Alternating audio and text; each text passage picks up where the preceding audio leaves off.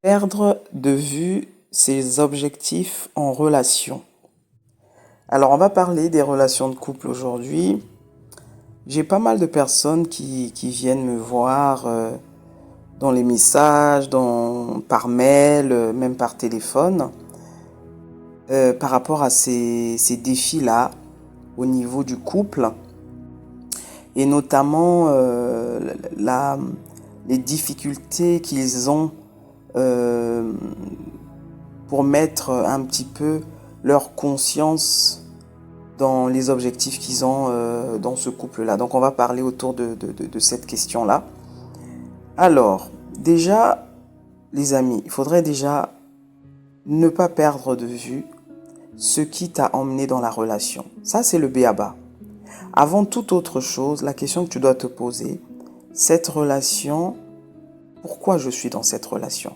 Pourquoi j'ai fait le choix de cette relation?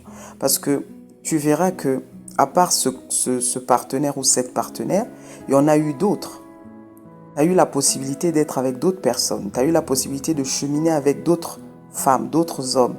Mais ton choix s'est posé sur cette personne. Donc il y a nécessairement une raison à ça. D'accord? Donc déjà savoir pourquoi tu es là. Et contrairement aux idées reçues, aux vérités ou aux pseudo-vérités de ce monde, on ne va pas dans une relation pour aller tirer profit. On ne va pas pour aller recueillir. On ne va pas pour aller chercher. On va pour aller donner. Tu sais pourquoi tu vas pour aller donner? Parce que par l'essence Dieu que tu incarnes, tu es le don. Tu es ici pour créer. Tu es ici pour donner. Tu es la source de par l'énergie mère qui est en toi. De par l'énergie fondamentale qui te caractérise. Je parle ici du véritable toi. Je ne parle pas de la personne physique. D'accord?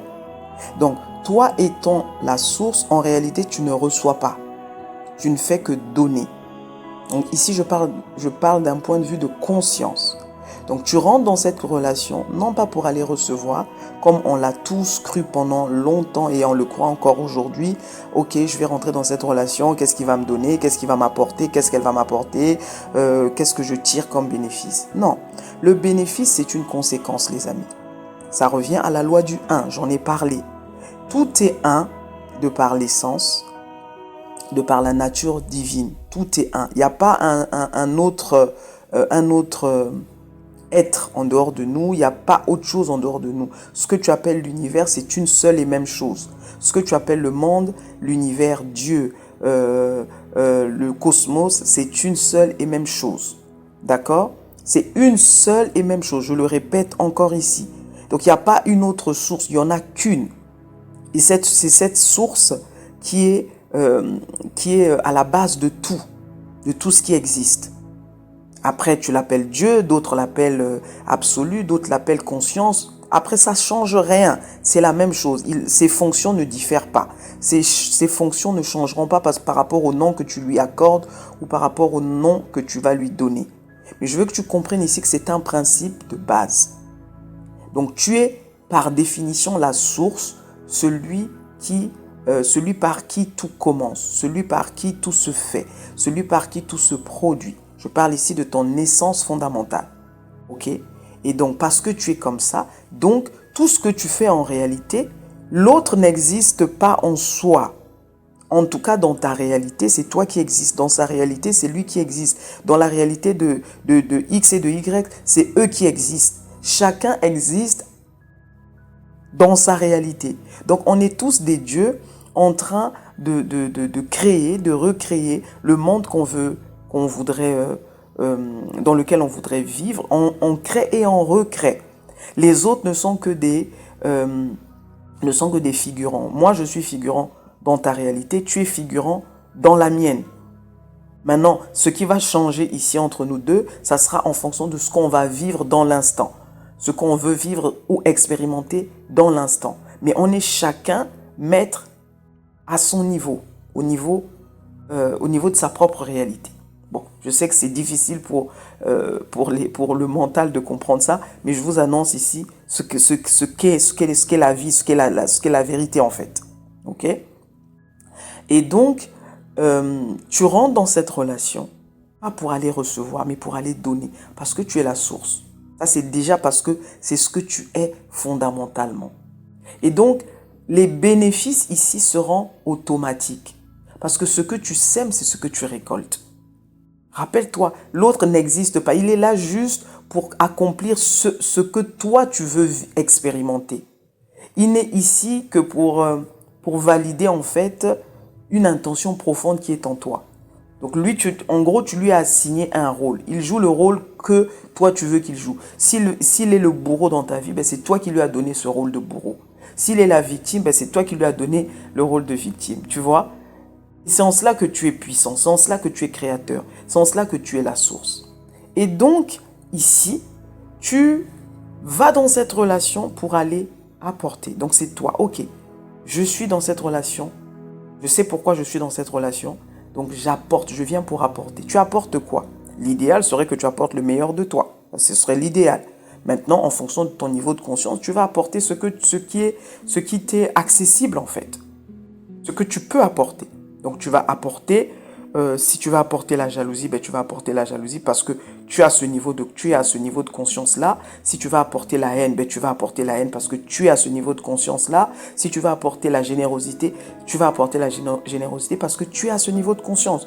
Donc, tout est un problème de niveau de conscience. Vous comprenez?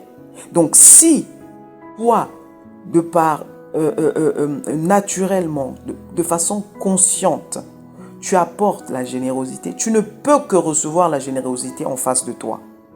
Donc si tu reçois en face de la haine, si tu reçois en face de la jalousie maladive, si tu reçois en face un manque de loyauté, sache que en toi il y a toutes ces choses. C'est pour ça que tu arrives à le voir chez l'autre. C'est une question de miroir. C'est parce qu'en toi, tu nourris certaines vérités autour de la déloyauté, autour de la haine, autour de la jalousie maladive. C'est pourquoi tu le vois chez l'autre. Sinon, tu ne serais pas capable de le voir en l'autre. Et donc, arrête de blâmer l'autre en disant « Ok, il est méchant, il est ceci ». Regarde en toi, retourne en toi et tu vas trouver les réponses en toi. Tu vas trouver les réponses de pourquoi il est comme il est, pourquoi elle est comme elle est. Ok? Maintenant, le problème ici, c'est les personnes qui perdent vite leur objectif en rentrant dans les relations. Le mental, il est toujours séduit, le mental. Le mental aime bien la séduction. Tu vas rentrer dans une relation, tes principes, c'est ok, moi je valorise par exemple l'homme travailleur. Je prends ici l'exemple d'une femme. Je valorise l'homme travailleur, je valorise l'homme qui est généreux vis-à-vis de lui-même et donc vis-à-vis des autres. Je valorise l'homme qui a des valeurs profondes telles que, je ne sais pas moi, qui est conscient de qui il est, qui est sûr de lui, qui a confiance en lui. Prenez toutes les valeurs que vous voulez. Et ça, ce sont tes premières valeurs. C'est-à-dire, ça, c'est ce que toi, avant d'entrer dans la relation, c'est ce que tu observais. En tout cas, c'était tes objectifs. Et quand tu rentres dans cette relation, pour X ou Y raison, l'homme commence à te servir autre chose, disons. Et là, tu as oublié en fait tes objectifs. Tu rentres dans cette espèce de complaisance en disant non mais ça changera plus tard, je pense que c'est le début, peut-être que je ne lui ai pas donné suffisamment de temps pour se révéler. Tu commences à trouver toutes sortes d'excuses pour expliquer cela. Non, sache ici que tu es devant ton tableau, tu es devant ton miroir. Il n'y a pas autre chose ici. Donc si tu vois tout de suite des choses dès le début, pas une fois que la relation est consommée les gars, dès le début, si tu vois des choses qui ne te sied pas, des choses qui ne te que tu n'aimes pas, des choses qui ne te valorisent pas, des choses qui ne te correspondent pas, c'est tout de suite qu'il faut, comme on dit, désamorcer la bombe. N'attends pas après, parce qu'après c'est difficile. C'est pas que c'est impossible, mais c'est plus compliqué. Mais au début, tu désamorces tout de suite. Écoute mon cher, écoute ma chère, voilà moi sur quel pied je danse. Voilà moi comment j'ai envie de fonctionner. Voilà comment moi j'ai envie de faire fonctionner. Dans ta réalité, c'est toi qui annonce les couleurs. C'est toi qui énonce les règles. Le problème, c'est que très souvent, si l'autre est très solaire, a une personnalité très vive et très alpha, ben vous allez voir que si toi, tu n'as pas suffisamment travaillé en toi, Tu vas rentrer dans son énergie à lui ou à elle. Tu vas te perdre dans l'énergie de l'autre. Et c'est là où on perd de vue ses objectifs. Une fois que c'est l'autre qui a pris qui a la primeur de décider, c'est lui qui décide, tu vois tout de son point de vue à lui, tu expliques tout par rapport à lui, tu excuses tout par rapport à lui, mais là tu t'es perdu. Tu as perdu tes objectifs. Pour quelle raison? Là il faut chercher, il faut creuser. Il y a peut-être un manque de confiance, il y a peut-être un manque d'estime, il y a peut-être une mauvaise image de soi-même. Vous voyez? Là il faut aller creuser. Mais on perd vite ses objectifs très souvent parce qu'on va se laisser embarquer dans l'énergie de l'autre, chez l'autre. Parce que l'autre sait ce qu'il veut. Parce que l'autre a confiance en lui. L'autre, il est ferme, par exemple, dans ses positions. Il est ferme dans ses décisions. Et là, tout de suite, on a peur peut-être de le perdre. On a peur peut-être de ne pas trouver quelqu'un à la hauteur de celui qui est en face de nous. On a peur de peut-être passer à côté de la énième, je sais pas moi, passer à côté de la chance de sa vie. Non, les amis, c'est toi ici c'est toi qui compte. C'est toi qui dois dire, ok, moi je veux ça. Et ça sera comme ça, et pas autrement. Ça dépend de ton niveau de conscience. Je reviens toujours au niveau de conscience. On n'a pas tous les mêmes capacités. Il y a des personnes qui peuvent supporter l'infidélité des hommes et qui vont l'expliquer et qui vont l'excuser. Il y en a, c'est pas excusable, c'est pas tolérable, c'est pas acceptable. Qu'est-ce qui différencie les deux personnages ici? C'est leur niveau de conscience. C'est leur capacité à tolérer l'autre. C'est leur capacité de tolérance. Toi, ta capacité de tolérance est peut-être au niveau 5. Il y en a un autre, il est au niveau 15. Donc celui qui est au niveau 15 va peut-être accepter. Il a la force en lui de porter l'autre au point de supporter ses petites imperfections. Parce que quoi? Dans son niveau de conscience, il sait que l'imperfection ne fait pas l'homme qu'il est. L'homme qu'il est purement divin. L'homme qu'il est purement essence divine. Et ça, il le sait dans sa conscience. Donc, il permet certaines choses. Il se dit, ça pour moi, c'est pas ça qui va définir mon respect à moi. C'est pas ça qui va définir que je me sente inférieur ou que je me sente esclave ou quoi. Vous voyez? Tout dépend d'un niveau de conscience ici.